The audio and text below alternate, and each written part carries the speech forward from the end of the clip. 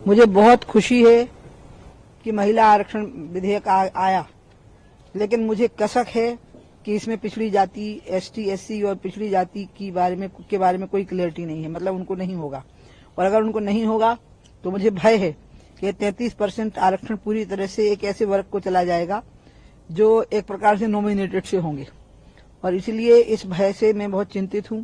और मैंने प्रधानमंत्री जी को तुरंत चिट्ठी लिखी, और ये आज की बात नहीं है, जब देवगौड़ा जी इसको लाए थे तब भी मैंने खड़े होकर रोक दिया था उनको कि आप इसमें प्रोविजन करिए एसटी, एससी और ओबीसी का, और उसके बाद करिए। अभी भी मैं कहूंगी कि अगर आप 33 को 100 मान लें तो उसमें से 50% आरक्षण एसटी, एससी और ओबीसी का उनके हिसाब से उसका वर्गीकरण करके उनको दीजिए, तब इसको इस प्रस्ताव को सदन में पारित होना चाहिए।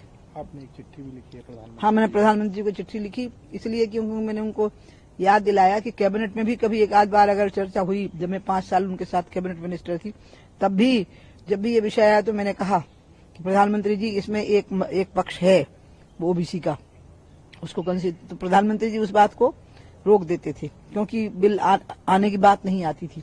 अचानक कैबिनेट में प्रस्ताव पारित हुआ और जब बिल आने की स्थिति आ गई तब फिर मैं चिट्ठी लिखने के लिए मजबूर हो गई। अब मैंने कह भी दिया था कि मैं चिट्ठी सार्वजनिक कर दूंगी।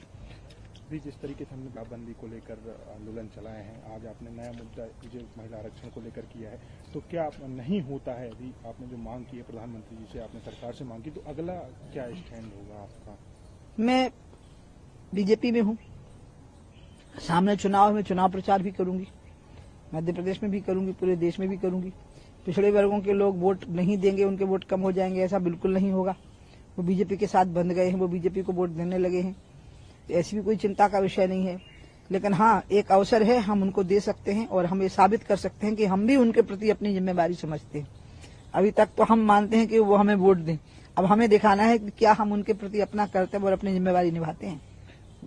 परीक्षा हमारी है, अब हमें उस परीक्षा में पास होना है बीजेपी को।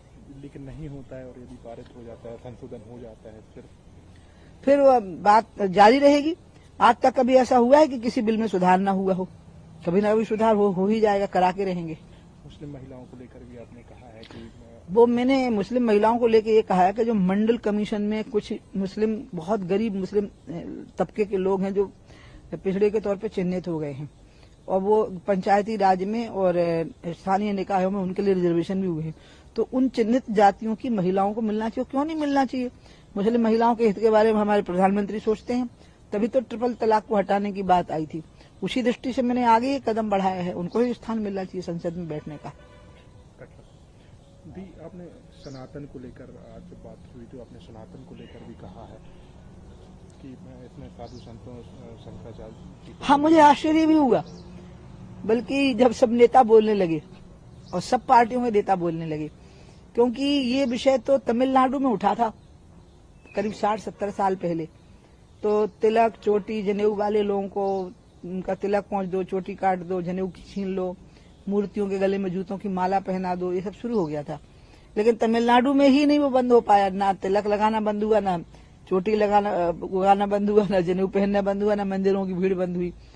तो जब वहीं नुकसान नहीं हो पाया, जबकि उनकी तो सरकारें बनती गई, लेकिन फिर भी लोग धर्म के प्रति आस्था तो कम नहीं हो पाई लोगों की।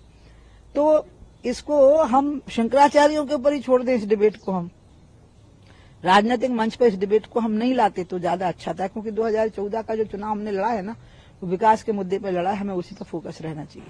तो आप लग रहा है क्योंकि बीना प्रधानमंत्री आए, उन्होंने इंडिया गठबंधन पे बोला, सनातन पे बोला, तो आप लग रहा है कि कहीं विकास से हटके अब सनातन नहीं, वो प्रसंगवश बोला है उन्होंने, क्योंकि प्रसंग चल रहा है ना, तो वो बोलना पड़ता है।